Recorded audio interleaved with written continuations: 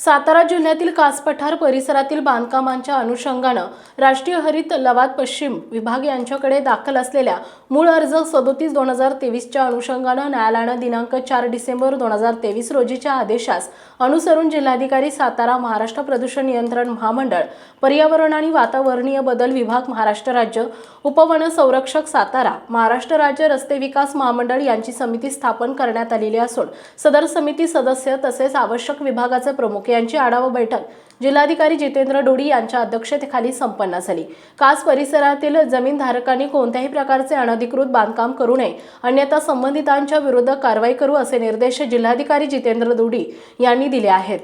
बैठकीस महसूल विभाग, उपवन संरक्षक, नगररचना विभाग, महाराष्ट्र प्रदूषण नियंत्रण महामंडळ, सार्वजनिक बांधकाम विभाग, भूमी अभिलेख विभागाचे अधिकारी उपस्थित होते। न्यायालयाच्या आदेशाप्रमाणे समितीने सदरील जागी प्रत्यक्ष स्थळ पाहणी करून महाराष्ट्र नगररचना अधिनियम 1966 यामधील तरतुदींचं उल्लंघन झालं अगर कसे याची पाहणी करून अहवाल सादर करावयाचा असून या निमित्तानं 16 जानेवारी रोजी कास परिसराची समितीमार्फत पाहणी करण्यात येणार आहे।